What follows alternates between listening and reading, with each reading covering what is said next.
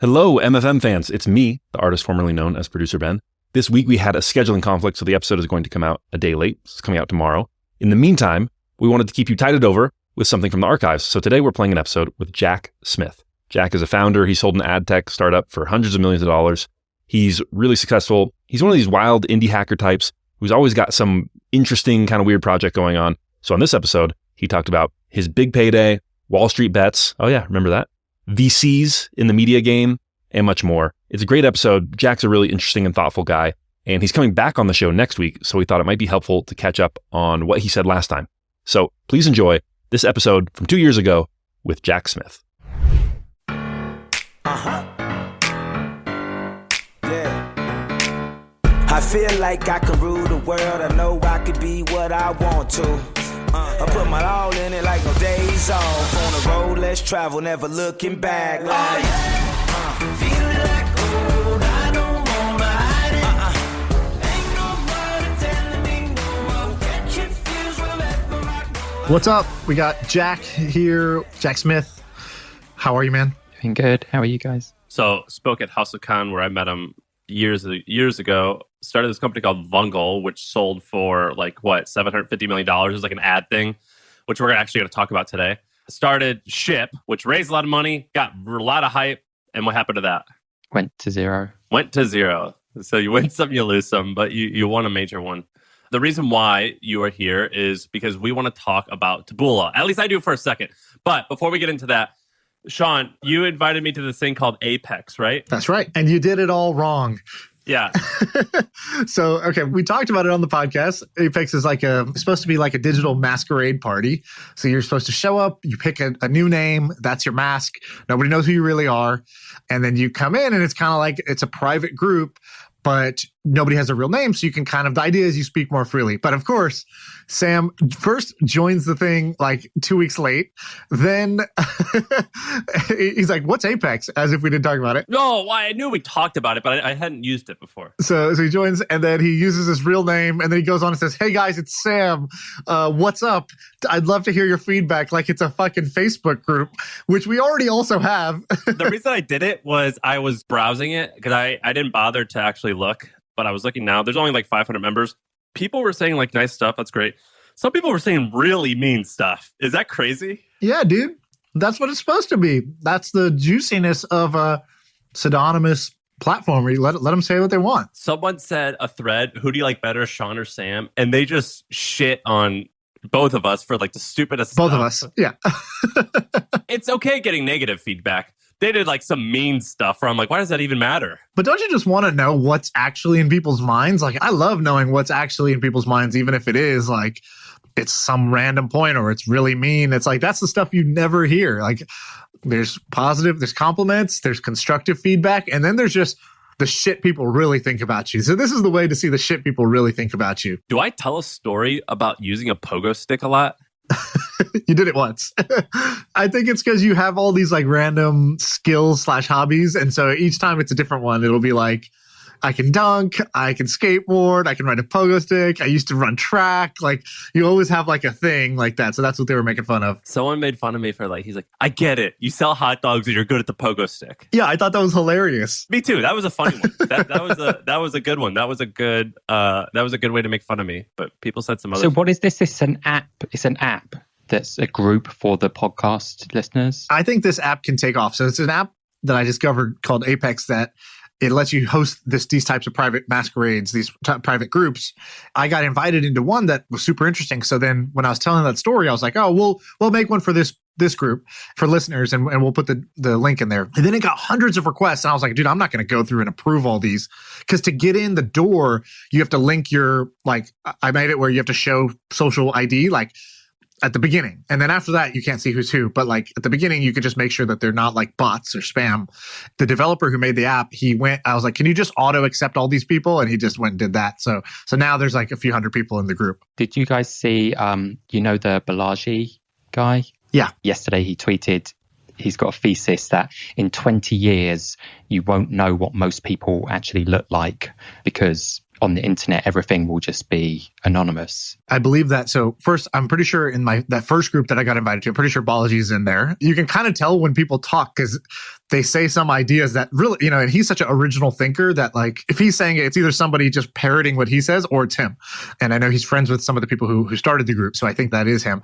But he's been saying this for a while. And actually just yesterday, I went back and I watched maybe 5 different YouTube talks of his because I went for a hike and I just put his YouTube talks on from back in 2013. He has 2 like big ideas. So one of them is what you're talking about, which is separating, your real identity from your work identity and your public social media identity. So he basically thinks the way that we treat like our social security number, that's how we're going to treat our real name and face.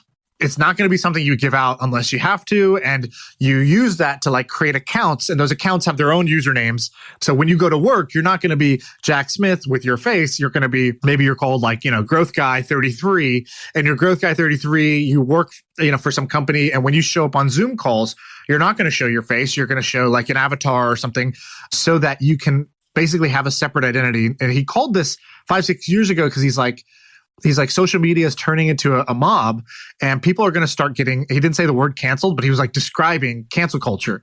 He's like, you can just say something on Twitter and you could lose your job for it. That was your personal opinion and your free time on your social media, and that's affecting your career. He's like, so these things are all going to split. Your communications name is going to be one, your work identity is going to be another, and then your real thing is going to be like your social security number. Do you remember last week or a few months ago, where we shared that Kevin Systrom like selling Instagram for $1 billion, all being, not all, but negotiated via text message, like Messenger or something? Right. And then leaked. Yeah. Yeah. Jack and I know, do this with our friends. And I guess what I'm getting is, I don't know if you do this, Shaan. I know me and Jack do this.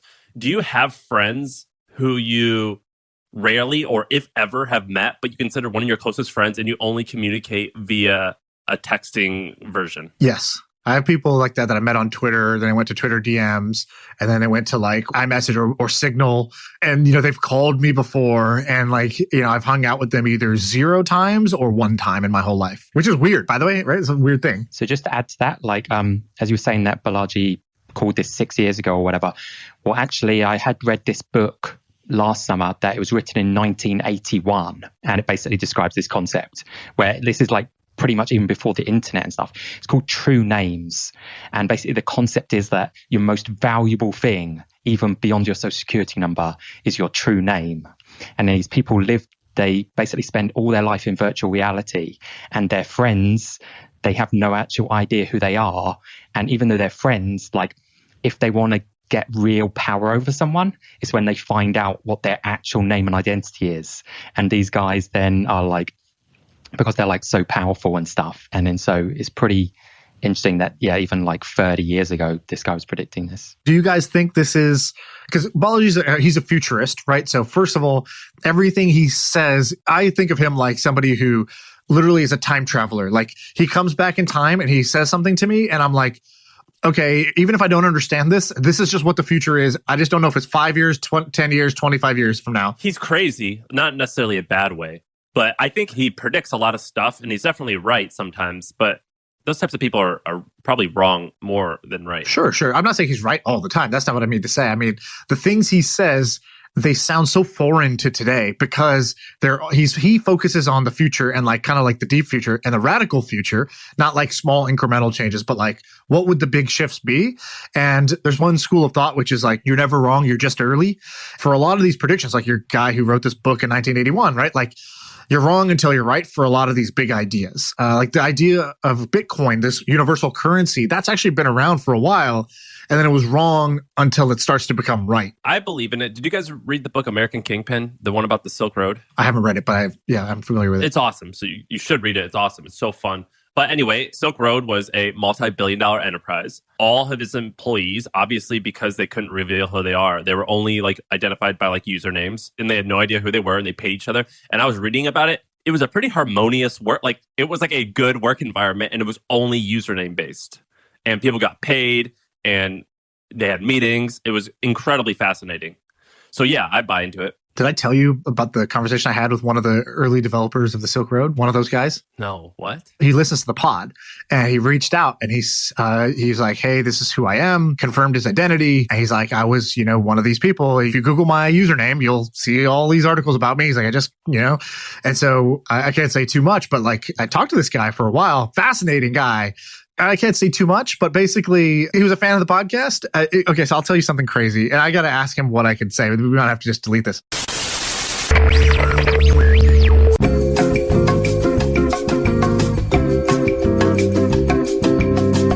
Wow. If we cut it out, just know if you're coming back in right now in the recording, we just talked about some crazy shit that we had to cut out. Sorry. Here's what I want to talk about. This is not that interesting on the surface, but I figure Jack could give us some intel, perspective. So Taboola, Shaan, you told me you don't find it to be that fascinating. Neither do I, to be honest. I think that it's kind of like not shitty. I wouldn't enjoy working there, but basically it's like those small square thumbnail ads at the bottom of a CNN article. And it says like, 80-year-old still looks like he's 50. Here's how. And you click and it goes to an article that explains why this supplement is great. And then a small percentage of people buy it. The company just filed to go, they did a SPAC, which is obviously all the rage, but they released some numbers. And so they do about $1 billion in revenue, 350 million of which they actually get to keep. So they pay out $1 billion to the publishers and they get to keep 35% of that. So they have $35 million in revenue, 100 and something million dollars in EBITDA. So these are crazy profitable businesses, only valued at $2.5 billion, I think. So not valued like crazy high yet. The reason why it interests me is Vungle, I don't know, I'll let Jack say if he wants to say any numbers, was like kind of like that too. And then Shaan, what's his name? Furkan, one of Shaan's best buds who's been on the podcast, started a company that's probably even bigger than Vungle and Taboola combined. These are crazy fascinating to me because like they kind of seem like these ad tech businesses, they kind of seem like magical a little bit. Like it's very hard to make. Magical money printers. Yeah, Jack, what do you think? Well, I don't know if it's necessarily hard to make, but what makes you think that it's hard to make, Sam? I guess we talk about a lot of basic ideas. We talk a lot about direct-to-consumer stuff. So like Gymshark or something that just does a slightly better marketing. We don't talk too much about software. We talk about collectibles. Like it's mostly like hard goods. I just think that there's something a little mystical about an ad network because A, like ads online is one of the biggest industries there is. B, it's like always in the background, but it's kind of forgotten. And C, some big players control it. It's just, I don't know. You don't agree with me that it's a little bit like mythical, like not, you know what I mean? Like there's some mysterious bit about it that a lot of people who aren't insiders have no idea how it works. I think it is quite unique in terms of it's one industry where it's very easy to make sizable revenue, right? Vungle, there was a number of other companies started around the same time, which also got to hundreds of millions in revenue. So advertising, I think, is a way that you can make sizable amounts of revenue. It was actually harder to raise venture capital funding for it though, because like venture investors are like, oh, I hate advertising and for whatever various reasons. Tell the story really quick about how you actually came up with this idea for Vungle. Well, basically we were working on a different idea, which was really shitty idea. It was basically an app store where every app would have a video showing what it did instead of just screenshots. So it was cross-platform app store. And then the idea that this was not really going anywhere. And we were at this incubator called AngelPad, and there was basically just about 4 or 6 weeks till demo day. So we just had to come up with a business idea. And so in the space of 2 weeks, we basically just prototyped 6 different business ideas, like created fake landing pages for each one and just tried to sell them. The main takeaway that I had from this incubator is that the guy told us, hey, I want you to go and call 20 of your prospective customers. So for us, that was app developers. And he said, don't pitch them. Like, don't try and sell your idea. Just ask them, what is your biggest challenges in your day-to-day life? And so we called these guys and they were like, hey, we're engineers. We know how to build an app, build a game, but we don't know how to get users for this. So then we were like, okay, let's try out like 6 different ideas. So one of them was like how to get reviews, like get on app review sites and stuff. And we tried selling it for like, we were like, hey, look, this is normally going to cost $150. We'll give it to you for like $20. And people told us like, oh yeah, love this idea. It's great. I'll sign up as soon as I get home.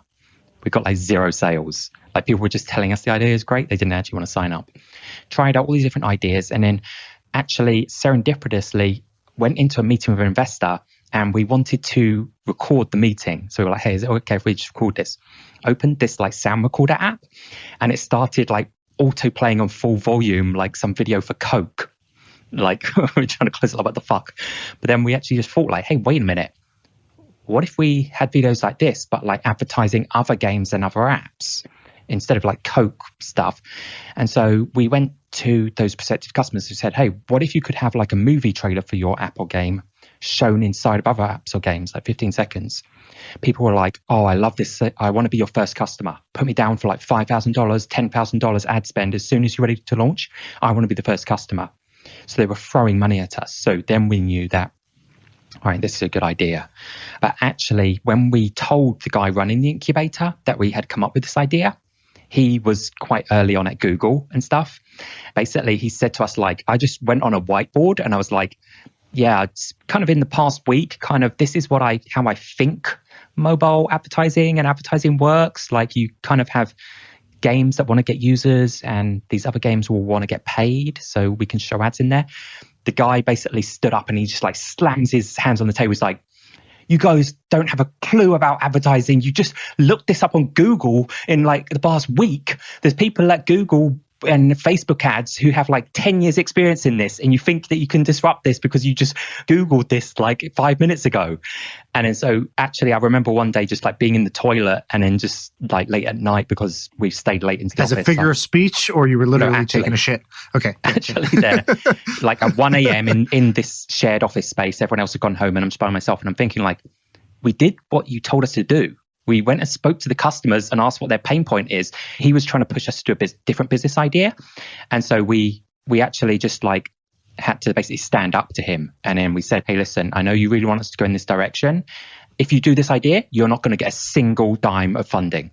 This idea sucks and you have no experience in it. You don't know what you're doing.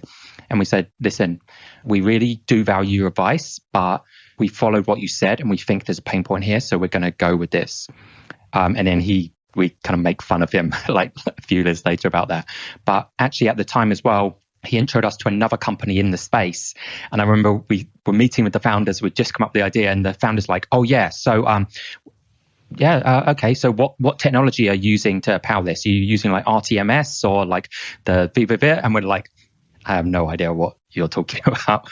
But actually it gave us a refreshing perspective because we could just think about things from the needs of those app developers. And when fast forward to a couple of years, when it sold, how big was it? When it sold, I don't know the exact numbers, but hundreds of millions in, as you described it, Taboola, like gross income. And then you pay out, let's say like 40% or whatever of the money goes to the publishers. And so you keep 60%. So in the hundreds of millions of revenue. There's a tweet I put out the other day that's like one of these fortune cookie tweets, but I think it's true, which is if you want to know how something works, you ask experts. If you want to know how something is going to work, you ask a beginner, basically, right? So the idea is that experts can describe how things already work, but they're not great at describing how things could work or should work in the future. And that's where the beginner's mind really helps. So one thing I've been thinking about, so Taboola works because they go at the bottom of who knows, hundreds of thousands of websites. They must get like 1 billion impressions a month. I don't know what it is, but it's a lot. One thing that you and I had always discussed was we were like, we should create a Taboola for email. And there is something almost like that, live intent. I think it's pretty shitty. But with the rise of email, I wouldn't call it the rise of email, but it's popular right now. What's holding someone back from making this work for email, you think? The lack of impressions or what? Email's obviously been around a long time. Maybe if I was to look for opportunities, I maybe wouldn't be looking at email. You could often maybe look at like more emergent platforms like Clubhouse, for example. There's no monetization around that, right? Because email, it's just been around a long time, I guess, but that doesn't rule it out. Maybe one of the bits is that email obviously is an open protocol, but it's somewhat closed in terms of the only tracking that you have is if someone views an image and stuff. And then the kind of trend is to like block those things, like Hey app like blocks all the open tracking and blocks like images and stuff. So that's like one limitation. But yeah, you could do it. I guess the main bit was size of email newsletters and how many can you sign up. And probably the impressions it's going to generate is still a lot smaller than Taboola can, because Taboola has the whole internet as a target market. And you guys had mobile apps, which was new and going to be huge. Because the thing is, like most email newsletters, their numbers that they report are probably kind of fake, right? I mean, like I have 10 million subscribers. How many of them actually read it? So there's an equation for any ad business. I'm just making this off the top of my head, but I would have to think about it. But like value is equal to number of people multiplied by the quality of people. A 12-year-old is not going to be the same as like a 60-year-old high-earning doctor. So quality times quantity times the amount of page views that you get per person. I mean, is that about right? Well, I mean, again, you can't generalize that a 12-year-old is not as valuable as a 6-year-old surgeon, because actually, like in games, that could be the most valuable user is a 12-year-old with their mum's credit card buying FIFA game pack stuff. But basically, the way we saw it is how can you make the most money for the publisher? And that is by providing the most value for the advertiser. Volume, you said? Value. Which is it's a low cost per click. No. So this is the thing. Like Fungal did differently as well. Is it was one of the first advertising places to ignore that. So how the industry was before, it was kind of done, as you're saying, like it was charged like TV ads, CPM, cost of people that watch this. And then when we thought about it, we were like, wait, this app doesn't care how many people see their ad. They just want users. And so we were one of the first to charge CPI, cost per install. So we were like, hey, it doesn't matter if like 10 people watch the video or like 100,000, just pay us $1 every time someone installs something. So I think you need to abstract, what does the advertiser actually want? They don't want clicks. They don't want impressions. If they're D2C, they want sales. They want revenue. That's all they care about. The other stuff is layered on top. They're like false metrics that kind of abstract, or they have to do calculations to compute their core metric. Is there anywhere in the ad space that even remotely interests you now, or are you completely over it? People also said to us when we started, like, oh, how did you get interested in the ad industry? We were never interested in advertising. We were just solving a problem that we observed as the most compelling problem in the mobile app industry. We were interested in mobile apps. We launched 12 to 18 months after the iPhone App Store had launched. So we got perfect timing in a high growth market. I actually had read about iPhone apps in a Gartner report. People kind of shit on Gartner reports, but actually that's where I saw these trends like, hey, mobile apps, iPhone apps are exploding. And this was the biggest problem in that industry. So it's not that I find advertising interesting or I'd be searching for an advertising business. I would be searching for what are the emerging industries and trends and what are the biggest problems in that. It might be that advertising is a big problem in that industry, but I wouldn't, be searching for an advertising solution. What's the next mobile apps? I don't know, right? That's the challenge. It's like once in a decade. Yeah. You mentioned Clubhouse. I guess we haven't talked about it too much. Shaan and I think, actually, this could be a good story. So our friend, I don't know how, Shaan, you got looped into him, but there's this guy named Narendra who's a friend of mine. He listens to the podcast and thus became friends with Shaan, and he has us all in a group thread. And he texted me a link to Clubhouse. I think I was like user like 400, and I like logged in and I was like, this is so stupid. I hate this. It's just a bunch of Silicon Valley people. It's so lame. Narendra, this is dumb. And he kept telling Shaan and I, no, this is cool. It's going to be a thing. And like anytime controversial something, he goes, look, guys, log in, like listen to what these guys. I was like, oh my God, I don't want to be part of this. This is so dumb. Well, he kind of called it. Well, there's news, right? So they just raised money at $1 billion valuation, probably less than a year since like launching their test flight. So that's kind of amazing. Sam, do you still think it's stupid, or you have revised your opinion? Well, obviously I'm wrong. No, for you. To you, is it? Do you like it now, or do you not use it? I don't like it. Jack, do you like it? I don't use it. I thought no one would like it, and objectively, I'm wrong. I knew people would like it because we had built Blab, and Blab was so similar to Clubhouse. And there's differences, right? Like, there was no pandemic happening during Blab where people like needed to connect kind of like the whole world, my mom does Zoom calls with her family now, right? Like, so everybody searched for some digital solution to talk to other people. So that was different. We were also, video, and Clubhouse is only audio. And that's, could be a difference. We saw very similar things, which is that like some group of people, the Narendras of the world, they will make friends with a whole bunch of like semi-strangers who they start to get along with on the platform. And then a bunch of inside jokes emerge. And then this habit forms where they start every night, 8 p.m. They just want to see what's going on. They get the notification that 4 people are talking, and then they join in, and oh shit, 4 hours have flown by, 6 hours have flown by. And like, I'm still on Clubhouse, and like, wow, this is kind of addictive. And, I still don't think this is going to work. In fact, I was debating I have a friend who's an investor in a bunch of social companies that were like the big winners, right? Like I can't say what companies will give him away, but like, many of the multi-billion-dollar social networks. And I said, are you a believer? And he said, I said, would you invest at this valuation? Because I think investing at $1 billion valuation I wouldn't do it right now. The first round was at $100 million valuation. I also wouldn't have done that. He said, yeah, I would. It's a, asymmetric bet, meaning small chance of success, but the success would be so huge, it's still the right bet to take. And I was like, yeah, but you can kind of talk yourself into that for like any social product, right? Sure, if the social product, if Apex works, it's going to be massive. But if it doesn't, it's, you just lose your size of your bet.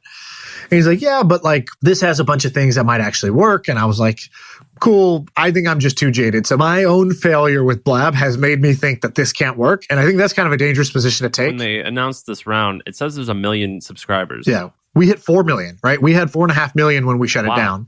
Those weren't all active. That was like total users within, and it was, I think, 16 months after we started. So you guys had 4 million? Yeah, we had 4 million users. And I think on a monthly basis, we had 400,000 active. That's why we knew this is not going to work, because 10% of your user base being active every month is too low. And we also knew that like the problem with some of these apps is it would be one thing if everyone was using Clubhouse with their friends. Right? If we were using Clubhouse to shoot the shit because, Sam's in Austin and Jack's in somewhere else and Shaan's in California, we need the Clubhouse to bring us together. That will grow like crazy because everybody will invite their friends or their family to the app. The app will grow like crazy and it'll be super sticky. But apps like Clubhouse and what Blab did was the fun was meeting a whole bunch of new people that you were hanging out with. Now, the problem with that is that doesn't scale because you're not bringing your friends to the network. You're coming to the network to make friends. That's why Narendra likes it. He made a bunch of friends. Like, if you go on and see the rooms he hangs out with, I bet you those are people he's never met in real life. Like, they're cool people. They're people who he has things in common with, but they were not his IRL friends. And so because of that, you don't grow virally because people aren't bringing their own friends. And then it's also not sticky for most people because most people will have the reaction you had, Sam. You go in and you're like, if you don't immediately find a live chat room that's interesting to you, and also you don't have like the time and the bandwidth because it's like there's no editing, right? So it's got to be like good right away and get to like something that hooks you. Otherwise, you're going to bounce. And you do that 3 times, you're going to be like, why am I opening this app? I should just open Instagram. Every time I open Instagram, the top photo on my feed is on point. It's awesome. Even if that photo was taken 3 days ago, but the algorithm knows this is juicy. You're going to get some dopamine hit of like pleasure or laughing or whatever from this photo. And here's the next photo. So that's the thing that those apps have that apps like Clubhouse and what killed Blab, they don't. So I would still be betting heavily against it.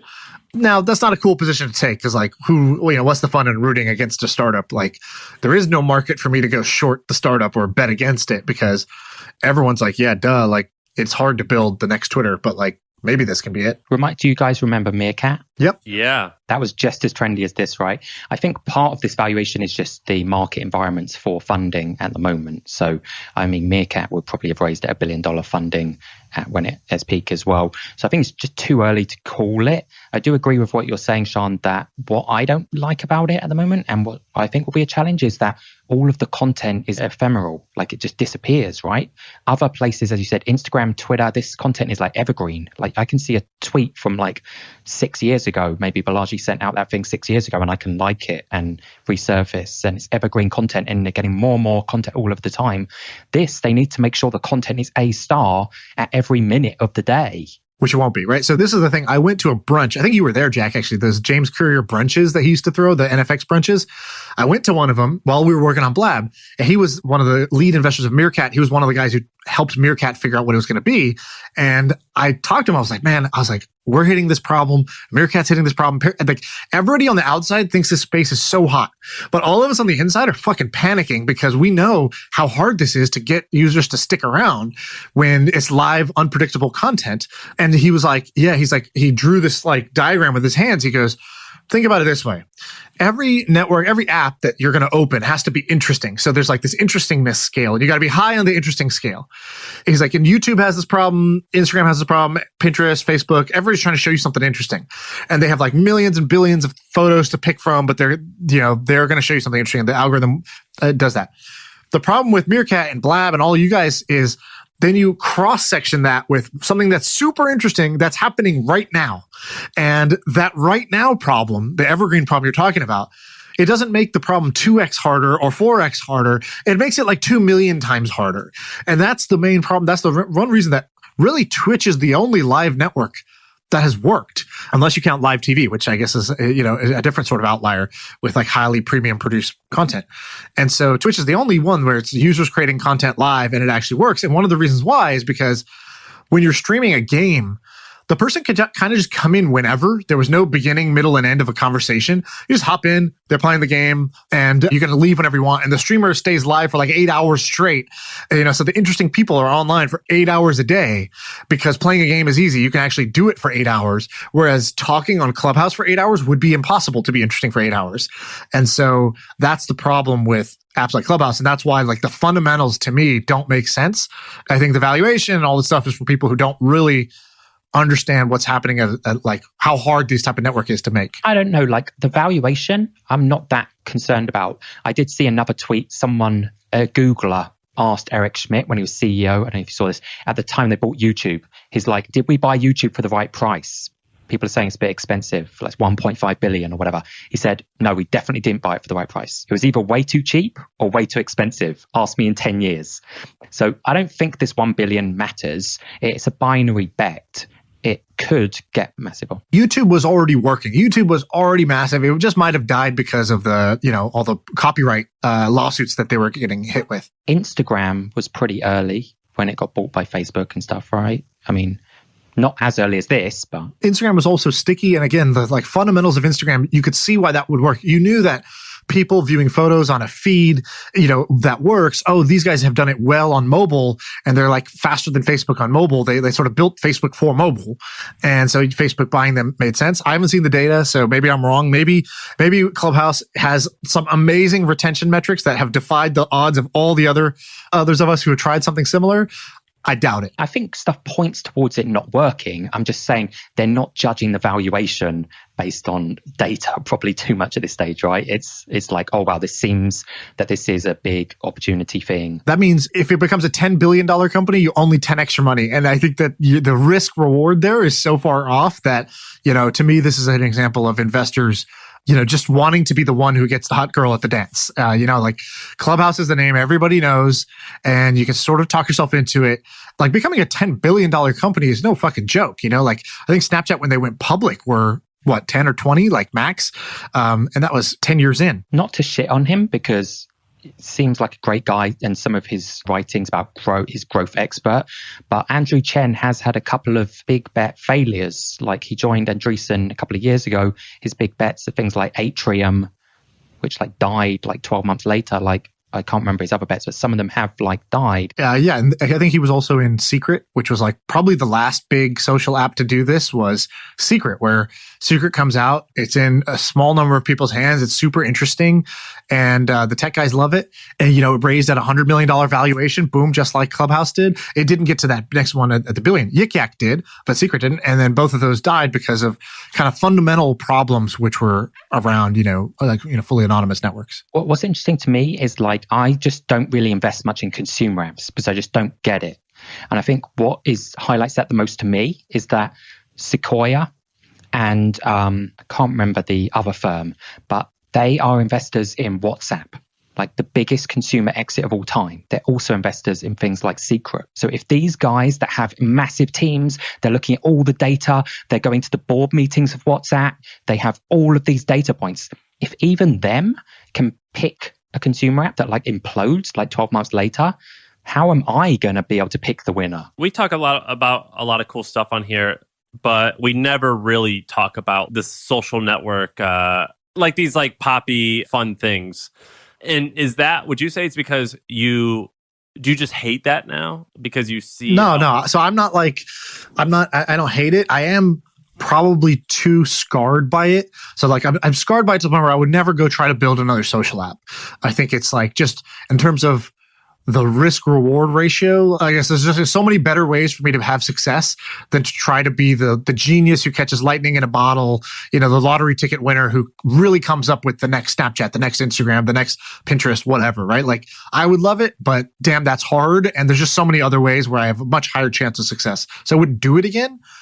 But I love thinking about it. I love talking about it. I love using these apps. I try all of them, right? Like, I enjoy them, and I actually enjoy using Clubhouse sometimes. I actually thought that the real value of Clubhouse was for anybody who was on it during the first like 3 to 5 months. You could meet every single interesting person in tech or even like Hollywood. Like, I had conversations with NBA players on there. I had conversations with, Scooter Braun. I had conversations with, from kind of like Justin Bieber's manager. All the tech people were on there. The VCs who, again, I tweeted this yesterday. You can't get a meeting with these guys. If you try to schedule them, their EA will say, they're booked till March. How's the third week of March for you? And then you have to fake also being busy and be like, let me check, even though you have, you don't schedule 3 months out. And then that guy will be on Clubhouse for 3 hours that night, shooting the shit, doing nothing. So like, it was the best way to build your network and build your kind of friend group. And one connection that came out of Clubhouse could really change the trajectory of your life, because all the people on it early on were heavy hitters. And then now, as it gets kind of like more opened up to more people because they want more users, and now, they send me a message that says, you have 30 invites. It's like, okay, they're trying to juice growth.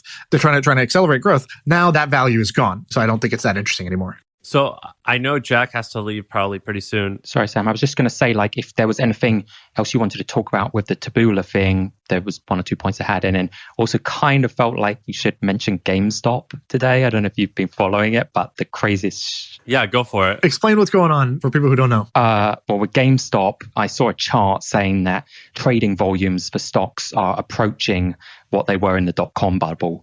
Basically, for GameStop, BlackBerry, and like some of these other junk, what the professional investors would say are like junk, the fundamentals, like these are dying stocks. Like GameStop is like a Pokemon card store basically at the moment. It's dying.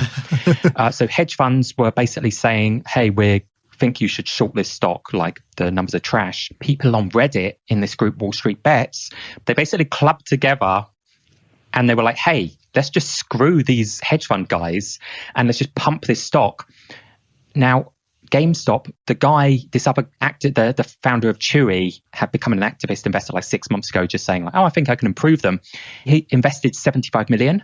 It's gone to over $1 billion in 6 months. The stock was up at one point over like 100% today alone. Like if you look at the stock chart, it just went up, like down, up. It's a straight line. It's a 1,200% gain, 1,700% gain. I mean, like 100+% today alone, because everybody is like just buying like options calls that expire on Friday, because basically what happens is all these people shorted the stock, but then if the stock goes up, they kind of have to cover their short positions because everyone's pumping this one stock, basically treating the stock market like a game.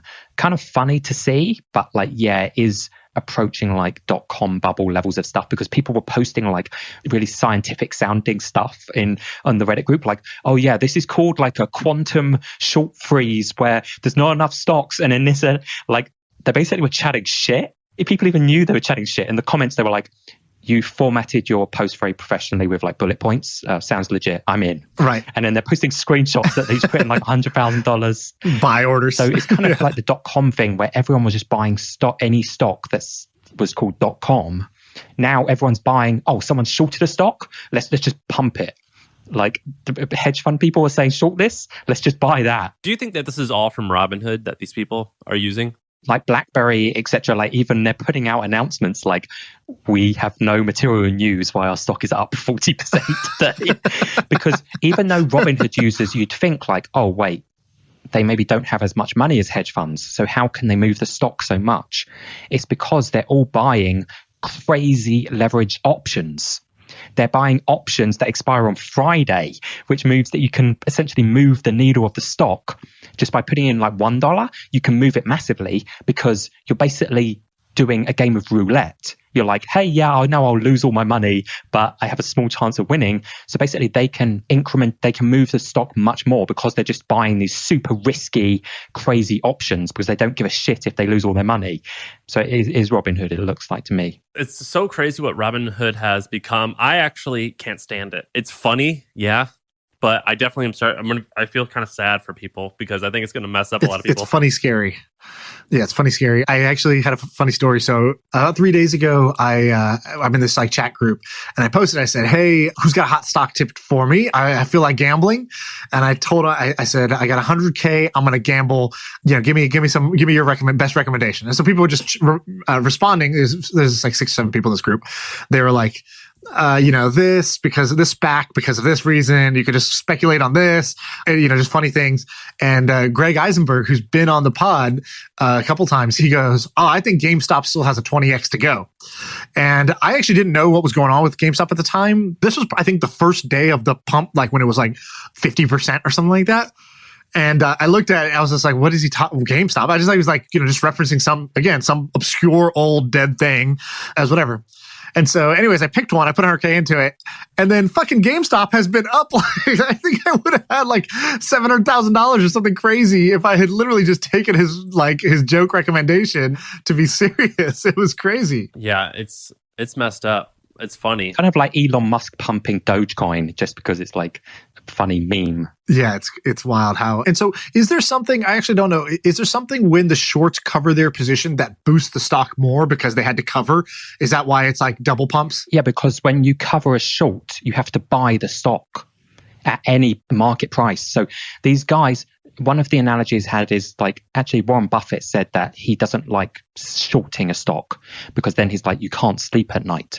Because here's an analogy. Let's say X stock is, GameStop is $10. If I buy the stock, I kind of have infinite upside, right? Like it could go to 100,000 or whatever. But if the stock goes bankrupt, I only lose my $10. I have a capped downside. But if I short the stock, I actually have a capped upside. I can only make a certain amount. If it goes to zero, I only can make $10. But then if it keeps going up, I actually have an unlimited upside. That's why on Robinhood or any of these platforms, you have to have special permissions to short a stock because you actually can lose an infinite amount of money beyond the capital that you assign to that trade. I was just looking at Tesla's short position. So at one point, Tesla was the most shorted stock in the market. And then Tesla stock obviously has gone insane. And so just in the last... what is this? So this is the last, actually, is the short position up? I think there might be a larger short position. So January of 2020, it was 25 million of short interest. And at the end of the year, it was 60 million. So even with the massive run up and people certainly covering their positions, it looks like the short position is still huge against Tesla, which is interesting. It makes sense to me. I mean, it could be new people buying in, like Tesla at an all-time high. Let's have new people come in. But the people that shorted it before, if their hedge fund is $1 billion and they put a lot of money to this, if the stock's gone up 10x, they could have lost 10x their money. So they need to get out of the position at any price. And that's what kind of creates somewhat of a spiral that the price could keep going up as shorts have to cover. One more little thing. I don't know how much time you have, Jack, but are you paying attention? I do need to jump off. Okay, 1 minute. Okay, maybe we can't do this in 1 minute. All right, I'm just going to give you the short version of it. Actually, let's do this one. I'll do a shorter one. Are you familiar with Grayscale BTC? Yeah. Grayscale. So, Jack, explain Grayscale to Sam real quick. I mean, I'm not totally familiar with it, but the stock ticker is GBTC, and I believe that it's just like a derivative of Bitcoin at like a premium. So it's kind of like an ETF for Bitcoin. ETFs for Bitcoin are not legal, so these guys have launched something else so that institutional people can buy it without having to create an account on Kraken or something. So the guys who started Grayscale, I think one of them was the former co-founder of Coinbase, I believe. This Barry Silbert guy? Yeah, Barry Silber's involved. Maybe I got it wrong. Maybe he's doing a separate one. But basically, the Winklevoss and others have been trying to start a Bitcoin ETF to make it easier for a normal investor to go into E-Trade and buy into Bitcoin without having to figure out how to hold it or figuring out how to start an account on Coinbase or whatever else. And it just keeps getting rejected. And I think, Jack, last time you were on, you mentioned an idea like this. You were like, why doesn't somebody create a Bitcoin index fund? Like, just do it in the Middle East. Do it somewhere else that's like just not on the US, on the NASDAQ. Well, I think I was saying that my friend is is doing it in the Middle East. Or not my friend, a guy I had known. Right. And so Grayscale, I mean, it's been so crazy successful. So basically, this thing has grown like crazy. So they now have 24 billion in assets under management as like a pretty new thing. They are buying some sick amount of Bitcoin. I think they hold over 3% of all Bitcoin now. And the crazy thing is everybody who's buying the Bitcoin from there is buying it at a premium because they have not only like a management fee of 2%, they just trade at a higher price than their underlying Bitcoin holdings. So you're paying a premium for that convenience. And I just think this is like one of the like these guys are going to make, the guys in charge of this, probably going to make over $1 billion doing one of the simplest in terms of like, they didn't build a product. They didn't invent Bitcoin. They probably had to do a lot of regulatory work though, because otherwise someone else would have done it. I think they paid some lawyers basically to say, hey, could we do this? And let's go ahead and list this and see what happens on, on the OTC. And I just think it's insane that it's trading it. I don't know what the premium is. I believe I do need to jump now, guys, but this was super fun as always. So, all right, thanks for coming, Jack. Take care, guys. Thank you, Jack. Shaan, I want to bring one more thing up to you. Okay, I'm also supposed to jump, but yeah, let's do it. Oh, well, really quick. Andreessen Horowitz. Yeah. So Andreessen Horowitz is regarded as one of the best, maybe the best VC firm out there. By people in the know, it's not the best, but it is definitely tier one. But it has a brand name that it's like who knows what's better, Princeton or Harvard, but it's like it has that name. So they got popular because they had podcasts. My friend just texted me, Maggie, who's the head of content at NerdWallet, a multi-$100 million business, and she just got recruited and hired there. So I love this idea that they're doing. They're building out their media arm. I don't know if that makes money. I think it does. There might be ads on it. Pretty interesting. What do you think about this? So I don't think they have a media business today. I think they put out content just like most VCs do. They have podcasts and stuff to like be thought leaders so they get better deal flow. But now they're like, no, why do we need to go to the Wall Street Journal when we want to write an opinion piece?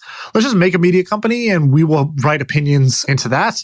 And like, let's actually blow this thing up. I think this is a really smart idea. Kind of a no-lose situation. Like they have multiple $1 billion plus funds.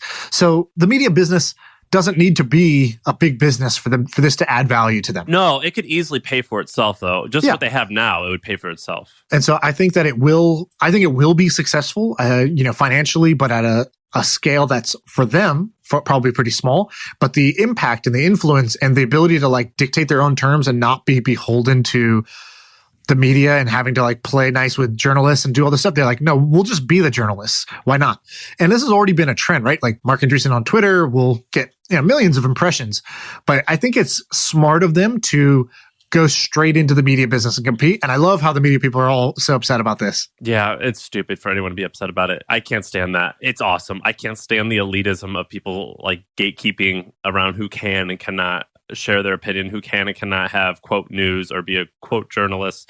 I think it's awesome. I'm on board. I think it's great. By the way, I think this is a general trend for VC, which is that this is not exactly the case for Andreessen, but it's a good example. VC is going to shift, I think, to businesses that startups need that happen to invest. That have a venture arm. So I'll give you an example. Have you ever heard of Tusk Ventures? No. So there's a guy, I think his name's Bradley Tusk. He's like a kind of a big dog in the like kind of like lobbying world, kind of like the legal, political world. So he was an early investor in Uber, Airbnb, and a handful of other really big winners because he was the guy who was helping them go into cities, lobby with the cities, and get their kind of like new product. Like Airbnb or Uber was a new idea, get it through with governments. And so he was a service provider that they would normally pay for their service for their startup. And he was like, yeah, but I'm a venture investor. So if you want me to work with you on this, let me invest. And so this guy's made a killing on Airbnb and Uber and these other guys. And I think the same thing is going to happen for lawyers. Like every startup today goes to one group of people for investment and another group of people for legal services. Somebody, and maybe it's me, somebody's going to go buy a law firm and be like, hey, here's what we're doing. We're cutting prices down to the bare minimum. We're going to be ultra client friendly. And we're going to just invest off, we're going to raise a fund out of this legal, this law firm to invest in all the companies that we work with that we do this for. I think it's a good idea. I think legally, I think you can't do that for a law firm, but I understand your point. I think but they take equity right now in some startups. Some do. They take instead of cash, they take equity. I don't think they have owners, do they? They have partners. Yeah, there's like a partners. Yeah. The other thing that works there is like recruiting. So every startup wants to recruit engineers. So instead of being a recruiting firm that makes all your money, your business model is give me 20% of the first year salary. It's going to be, a business model that is basically like, I will do the recruiting for you, but we invest in your company. We invest and then we are your recruiter firm at cost. I'm on board with this. I think it's great. Although I've never taken money from any of these big guys. I would want to ask them, do you actually use the services they provide? It's different from, I'm Andreessen Horowitz and we have some marketing people on staff, to being like, no, we're a badass ad agency with a venture arm. We are a badass legal firm with a venture arm. We're a badass recruiting firm with a venture arm. I think it's a different thing. And I think founders are going to start taking that because they're going to be like, hey, I get 2 for 1 here. Yeah, like it was kind of like that Reed who came on. Reed? What's the YouTuber guy's name? Yeah. Mr. Beast Manager. Yeah, that's right. That's a good example. Cool. I got to jump. So all right. I'll see you. See you.